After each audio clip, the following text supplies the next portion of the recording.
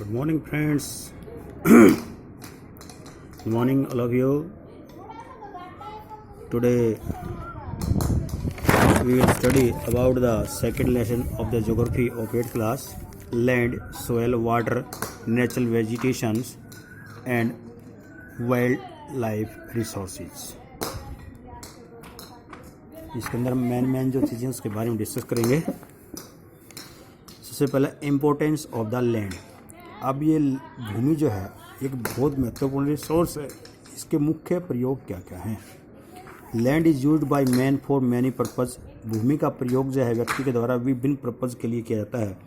It is used for cultivation of the crops, grazing of the animals, building houses and roads, mining and the manufacturing etcetera.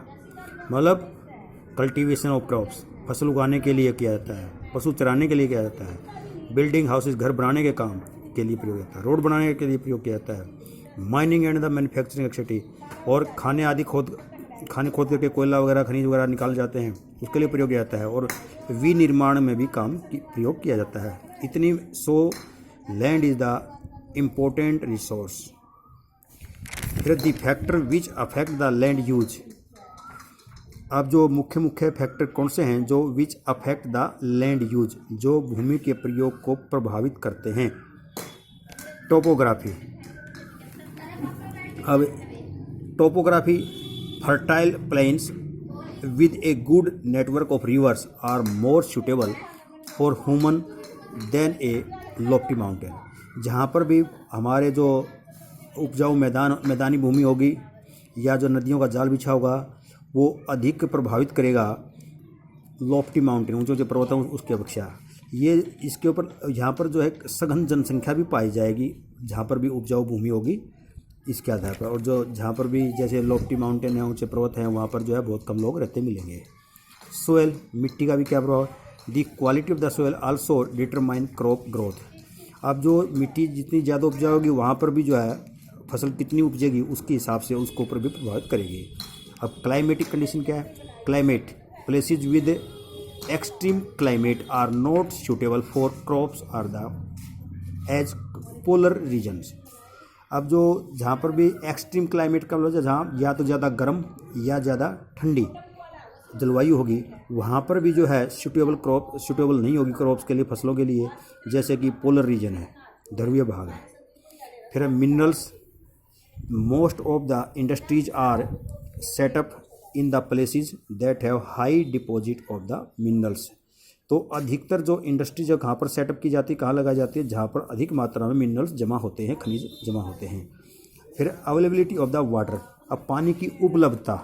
तो human settled in those area, मानव जब उन area के अंदर ज़्यादा रहते हैं where water was easily available, जहाँ पर पानी आसानी से मिल जाता है।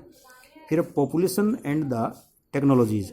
अब जो है पॉपुलेशन और तकनीक, adoption of new technologies and the new farming method. तो नई तकनीक और नए कृषि करने के तरीके have led to a making non arable land fit for crop growth. इसका मतलब ये है कि जो भूमि में पहले खेती वगैरह नहीं होती, जो प्रयोग में नहीं होती थी, नए तरीकों ने, नई तकनीकों ने जो है उस भूमि को भी खेती योग्य बना दिया है। फिर बात आती है the factor responsible for land degradation. अब भूमि के डिग्रेडेशन के लिए कौन कौन से फैक्टर जिम्मेदार हैं? डिफॉरेस्टेशंस, वनों का कटाव, use of chemical fertiliser and the insecticide, ज़्यादा मात्रा में केमिकल फर्टिलाइजर और कीटनाशक आदि का प्रयोग करना, इसके कारण भी भूमि का डिग्रेडेशन होता है। Mining activities in the large scale, बड़ी मात्रा में माइनिंग एक्टिविटीज़ होती है, ज़्यादा खाने खोद के ज़्यादा खनिज निकाले जाते हैं, इससे भी भूमि का डिग्रेडेशन होता है।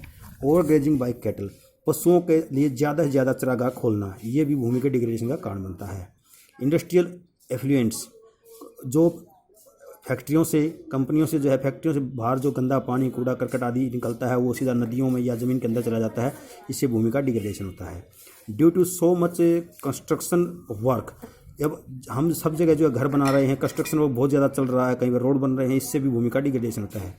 ड्यू टू लैंड स्लाइडिंग, और भूमि के खिसकने से भी भूमि का डिग्रेडेशन, लैंड का डिग्रेडेशन होता है।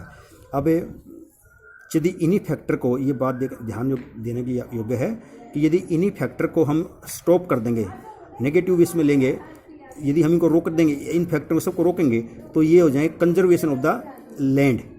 तो लैंड कंजर्वेशन जो है फैक्टर हो जाएंगे ये, कि भूमि को हम बचाएंगे कैसे। तो इनका उल्टा कर, जैसे डिफॉरेस्टेशन है तो इसको जो है ना, डिफॉरेस्टेशन में ज़्यादा वन लगाएं, इसको उल्टा कर देंगे, ठीक है ना। Use of chemical fertilisers and the insecticide है, तो इनको हम कम यूज़ कर देंगे, तो इसका उल्टा कर देंगे, तो ये कंजर्वेशन भी कर देंगे। फिर व्हाट इज सोयल? सोयल क्या है? The thin layer of the growing substance covering the surface of the earth is called soil. तो पतली परत है जो कि ग्रेनिंग सब्सटेंस, जो ग्रेनिंग सब्सटेंस हैं उनको कवर करती है। The surface of the earth is called soil. तो वो जो मिट्टी का जो ऊपरी परत है वो क्या कहलाती है? अर्थ, सोयल कहलाती है। The major factor of the soil formation, अब मिट्टी का निर्माण होता है कैसे, सोयल निर्माण कैसे होगा, इनके बारे में डिस्कस करेंगे।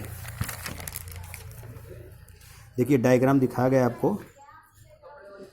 तो पेरेंट्स रॉक, ये प्राचीन जो चट्टानें हैं, ये determine colour, texture, chemical property, minerals content, permeability, ये जो है मिट्टी के जो है कलर, टेक्सचर, केमिकल प्रॉपर्टी आदि को प्रदान करती है।